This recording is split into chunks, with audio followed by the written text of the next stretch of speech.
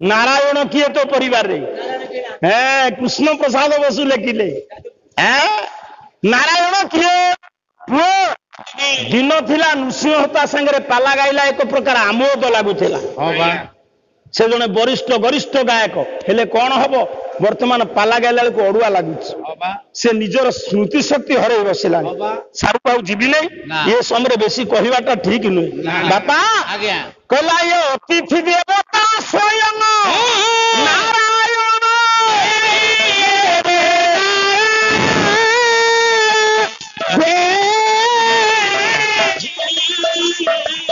गृहस्थाश्रम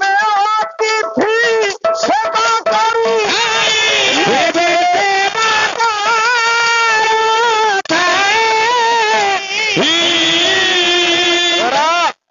जेतिकी आपण माने बसिचंदी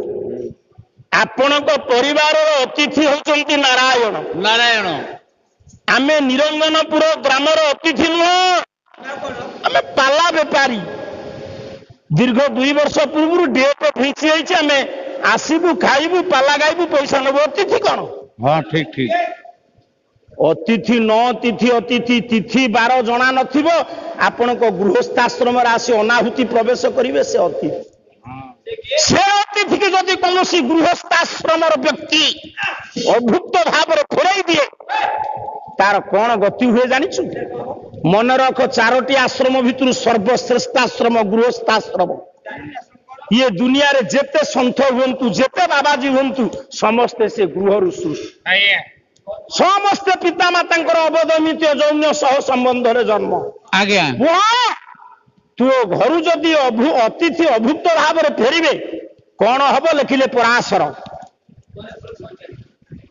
मुझे भी कहूँ मु किसी जानी नहीं आगे आगे मो गुरु कही ब्राह्मणी पुओ सबु बेले भाविब तुमे तले समस्ते तुम ऊपर जो बड़ बड़ गायक माने थिले तांकर साधना थिला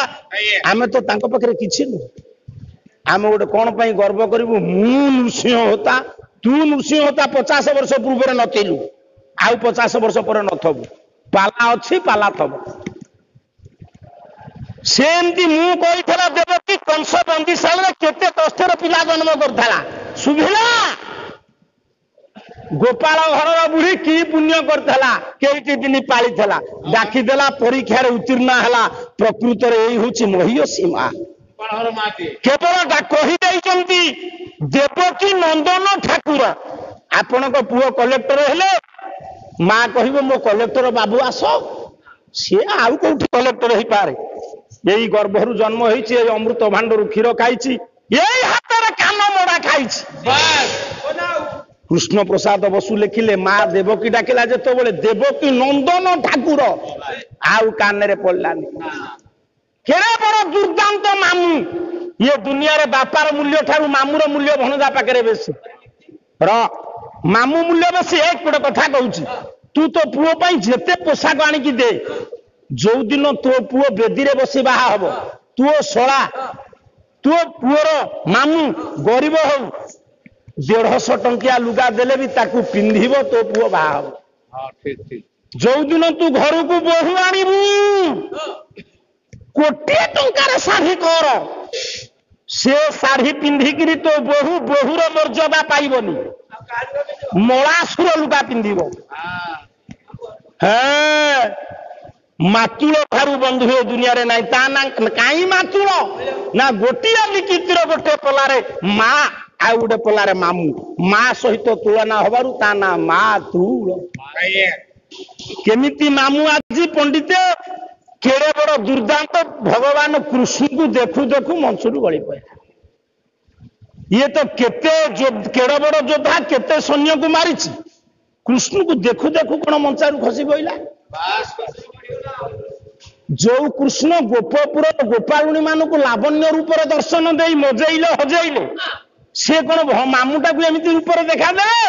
श्रीमद भगवत गीता लिखिले व्यास अच्छा अच्छा अच्छा से कृष्णकर लावण्य रूप कृष्ण सिना कालिया देखा भारी सुंदर केमिति सुंदर कला तसी कुसुम श्याम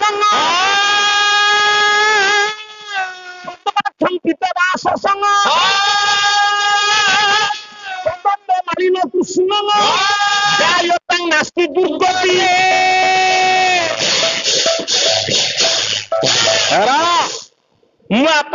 ଶୁଣେଇବି ସାର୍। ଇଏ 5 ଜଣଙ୍କ ଭିତରେ କୁନ୍ତି କେମିତି ସତୀ ଟିକେ ପରେ ଶୁଣେଇବି। ମୋର ପାଲା ସରିବାକୁ ଥିବ 15 ମିନିଟ୍ ଶୁଣେଇବି। କାରଣ ଆଗରୁ କହିଲେ ଆପଣଙ୍କ ପରି ବିଜ୍ଞ ପାଜ୍ଞ ଯଦି ଉଠିଯିବା ଆଉ କହିବାକୁ ଇଚ୍ଛା ହବ। ବାପା ଅତସୀ କୁସୁମ କହିଲେ ଫେସି ଫୁଲ ଦେଖିବା ପାଇଁ ଯେମିତି ଈଶତ ବାଇଗିଣିଆ ସେମିତି ହେଲେ ପ୍ରଭୁ କଳା ହେଲେ କଣ ହବ? ଗଢଣ ଭଲ। ବାପା କେମିତି ସୁନ୍ଦର ଗୋଟିଏ ପଦ ଗାଇବି। କବି ହେଲେ ଅଭିମନ୍ୟୁ ସାମନ୍ତ ସିଂହାର। ରୀତି ଯୁଗୀୟ ସାହିତ୍ୟିକ ମାନେ ଶୃଙ୍ଗାର ରସ ଉପରେ ଗୁରୁତ୍ୱ ଦେଇ କାବ୍ୟ ରଚନା କଲା ବେଳେ ଆମ ବାଲିଆ ସାନ୍ତେ ବାତ୍ସଲ୍ୟ ରସରେ ଋଷି ସମ୍ପନ୍ନ କରି ଗଢି ତୋଳିଛନ୍ତି ତାଙ୍କର ବିଦଗ୍ଧ ଚିନ୍ତାମଣି ଅନର୍ଘ କାବ୍ୟକୁ। ବାତ୍ସଲ୍ୟ ରସରେ ଜାଣିଛୁ ମା ହେଲେ ତୁଳସୀ ଦେବୀ, ବାପା ଇନ୍ଦ୍ରଜିତ ସାମନ୍ତ ସିଂହାର। ରାଗାନୁଗା ଭକ୍ତିର ଅନୁପ୍ରାଣିତ ଗୌରୀୟ ବୈଷ୍ଣବ କବି ବାଲିଆ ସେ ଗୋଟିଏ ପଦ ଲେଖିଲେ। କହିଲେ ପ୍ରଭୁ ଦେଖିବା ପାଇଁ କେମିତି ସୁନ୍ଦର, କଳା ହେଲେ କଣ ହବ? ଆଚ୍ଛା ଲେଖନ୍ତୁ। ସେ ପ୍ରଭୁ ଗୋପୀ ମାନଙ୍କୁ ମୋହିଲା ବେଳେ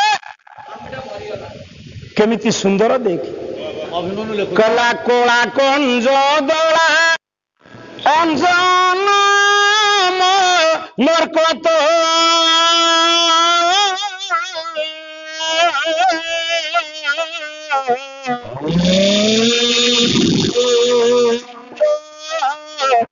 ନୀଳମଣି ଇନ୍ଦ୍ର ନୀଳମଣି ଘନ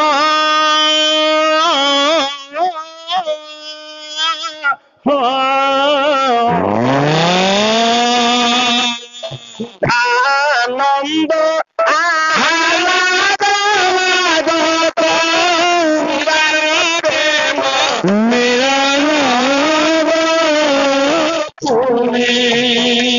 ଶୋଭା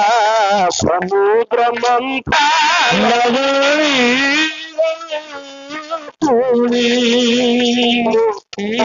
ସୃଷ୍ଟି କାନ୍ତି ସାର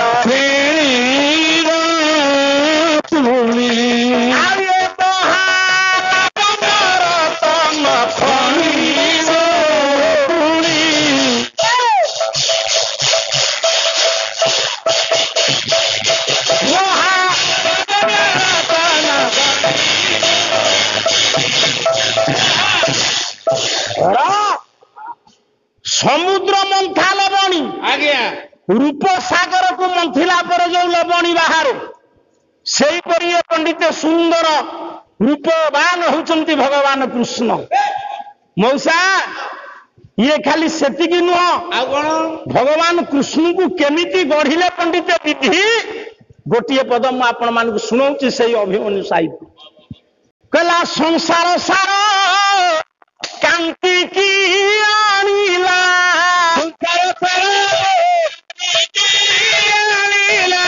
ସଂସାର ସାର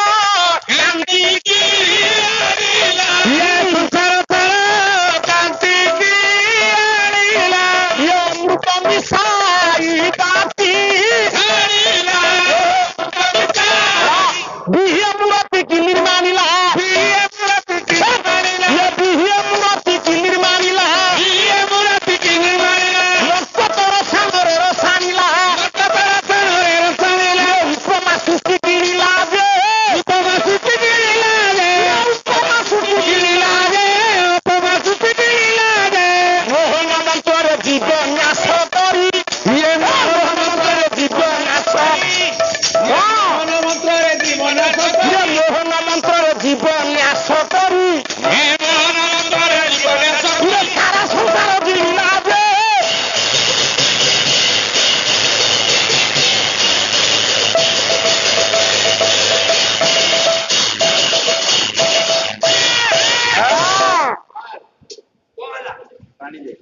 ତୁମେ ମାନେ ଯୋଗ୍ୟ ପାଳିଆ ବୋଲି ଧରୁଛ।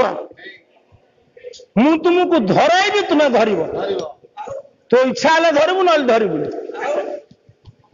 ଯେତିକି ଆପଣ ମାନେ ବସିଛନ୍ତି ସାର୍ ଶୁଣନ୍ତୁ କେମିତି ତିଆରି କଲେ ନା ସଂସାର ସାର କାନ୍ତିକି ଆଣିଲେ କିଏ? ବ୍ରହ୍ମା। ତା ଦେହରେ ଟିକେ ଅମୃତ ମିଶେଇ ଦେଲେ, ତାକୁ ବାଣ୍ଟି ଦେଲେ। ଗ୍ରାଇଣ୍ଡିଂ ତାକୁ ଛାଣିଲେ କାଳେ ଖଦଡ଼ା ଥବ ବିହିଏ ମୂରତି କି ନିର୍ମାଣିଲେ ହେ ମୂରତି କୃଷ୍ଣଙ୍କର କାଳେ ତା ଦେହରେ ଟିକେ ଖଦଡ଼ା ରହିଯାଇଥିବ ନାଇଁ ନାଇଁ ନାଇଁ କାଳେ ଟିକେ ଏପଟ ସେପଟ ଥିବ ପ୍ଲେନ୍ ହେଇନଥିବ ମର୍କତ ରସାଣରେ ରସାଣିଲେ ରଞ୍ଜା ମାଇଲେ କଣ କାଠ ରଞ୍ଜା ମାଇଲେ ମର୍କତ ରସାଣରେ ରସାଣିଲେ ମୋହନ ମନ୍ତ୍ରରେ ଜୀବନ୍ୟାସ କରି ସାରା ସଂସାର ବୁଲିବ କାହିଁକି ଏ କଥା କହିଲିନି ଯୋଉ ଲାବଣ୍ୟ ରୂପରେ ଗୋପାଙ୍ଗନା ମାନଙ୍କୁ ମୋହିଥିଲେ ସେ ମାମୁ କଂସ କାହିଁକି ପଣ୍ଡିତେ ମଞ୍ଚାରୁ ଦେଖିକିରି ଗଳି ପଡିଲେ ନା ଯେତେବେଳେ ବିଶ୍ୱରୂପ ଅର୍ଜୁନ ଦେଖିଥିଲେ କୁରୁକ୍ଷେତ୍ର ରଣାଙ୍ଗନରେ ହାତ ଯୋଡ଼ିଦେଲେ ପ୍ରଭୁ କହିଲେ ଅର୍ଜୁନ କାହିଁକି ହାତ ଯୋଡୁଛ ତୁମେ ବୀର କ୍ଷତ୍ରିୟ ତୁମେ କ୍ଳିବତ୍ୱ ପ୍ରକାଶ କରିବାଟା ଶୁଭଙ୍କରୀ ନୁହେଁ ରଣାଙ୍ଗନରେ ତୁମେ ଜ୍ଞାତି କୁଟୁମ୍ବକୁ ଦେଖି ନିଷ୍କ୍ରିୟତା ନା ଇଏ ଦୁନିଆରେ ଆଗରୁ ଏମାନେ ନଥିଲେ ଏବେ ରହିଛନ୍ତି ଆଗକୁ ନଥିବେ ଯେତେବେଳେ ଇଚ୍ଛା କଲେନି ଯୁଦ୍ଧ କରିବାକୁ ସାର୍ ମାନେ ବିଶ୍ୱରୂପ ଦେଖେଇଲେ କିଏ କୃଷ୍ଣ ସେ ବିଶ୍ୱରୂପକୁ ଦେଖି ମୁଣ୍ଡିଆ ମାରିଲେ ଅର୍ଜୁନ ଆଜ୍ଞା କହିଲେ ପ୍ରଭୁ ତ ସବୁ ତକ ରୂପ ମୁଁ ତୋରି ଭିତରେ ଦେଖୁଛି ମୁଁ ତୋତେ କୋଉ ରୂପରେ ଡାକିବି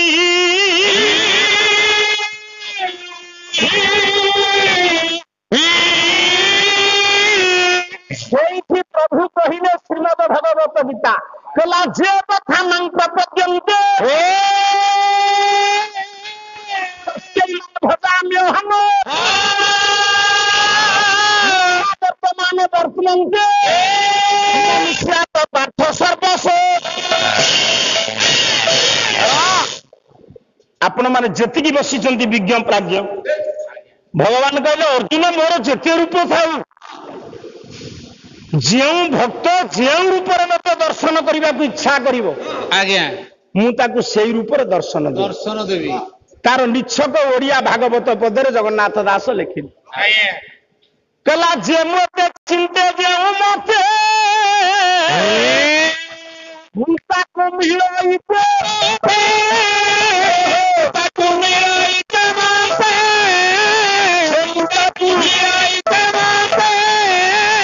ମତେ ଯିଏ ଯେଉଁ ରୂପରେ ଚିନ୍ତା କରେ ଦର୍ଶନ କରିବାକୁ ମୁଁ ସେଇ ରୂପରେ ତାଙ୍କୁ ଦର୍ଶନ ଦିଏ ଏଇ ଭଗବାନ କୃଷ୍ଣ ଭକ୍ତ ପାଇଁ କାଳି ହେଇଛନ୍ତି ନାଇଁକି ଆଜ୍ଞା ଯେତେବେଳେ ପୁଣ୍ଡରୀକ ଶବରକୁ ବଳି ଦେବା ପାଇଁ ଯାଆନ୍ତି କାପାଳିକ ମାନେ 107 ବଳି ଦେଲା ପରେ ବଳି ଦେବା ଲୋକ ଉପରେ ମା ଖୁସି ହେଲେନି ନିଜେ ସେ କାଳି ମୂର୍ତ୍ତି ହେଲେ କୃଷ୍ଣ କାଳି ହେଇଛନ୍ତି କୃଷ୍ଣ ହେଇଛନ୍ତି କାଳି ଆଉ ସାଡକୁ ଯିବି ନାହିଁ ଇଏ କଂସ ଦୁର୍ବାର କଂସ ଯୋଉ ରୂପରେ କାଳ ରୂପରେ ଚିନ୍ତା କରିଥିଲା କୃଷ୍ଣ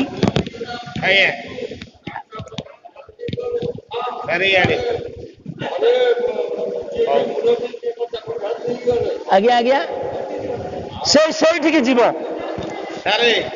ତେଣୁ ମୋ କହିବାର ତାତ୍ପର୍ଯ୍ୟ ଓହୋ ଚ୍ୟାନେଲ ସାର୍ ନୃସିଂହ ହତା କହିକିରି ଆପଣଠୁ ପାଶ ଝଡେଇ ଦେଲା ତେଣୁ ଆପଣ ବାଧ୍ୟ ପାଶ ଦେବାକୁ ମୁଁ ସବୁଥିରେ ଥିବି କୋଉଥିରେ ଧରା ପାରିବିନି ଯାହା ହଉ ଆପଣଙ୍କର କଲ୍ୟାଣକାରୀ ହୁଅନ୍ତୁ ନାରାୟଣ ମଙ୍ଗଳ ବିଧାନ କରନ୍ତୁ ଚ୍ୟାନେଲ ବାଲା ଆମଠୁ ପଇସା ରୋଜଗାର କରୁଛନ୍ତି ତା ନୁହେଁ ତୁମ ଦ୍ୱାରା ବି ଆମର ପ୍ରଚାର ପ୍ରସାର ହଉଛି ଠିକ ନା ନାଇଁ ଯାହା ହଉ ଅକଳରେ ପହିଲ ତୁମେ ଆଚ୍ଛା ଆମର ମନ ନଥିଲେ ବି ଆମେ ବାଧ୍ୟ ନହେଲେ ତୁମ ମନ ଦୁଃଖ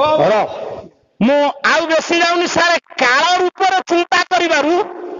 ସେଇ କୃଷ୍ଣ ନାରାୟଣ କାଳ ରୂପରେ ଦର୍ଶନ ଦେଲେ ମାମୁ ଖସି ପଡିଲେ ତେଣୁ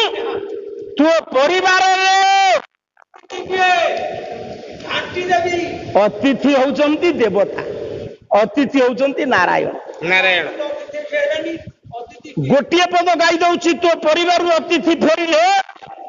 ପରାଶର ଲେଖିଲେ ଗୋଟିଏ ଶ୍ଲୋକ କହିଲା ଅତିଥି ଯତ୍ର ଭଗନାଶ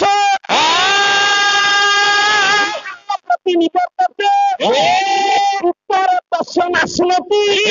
ପଞ୍ଚଦଶ ବର୍ଷାଣି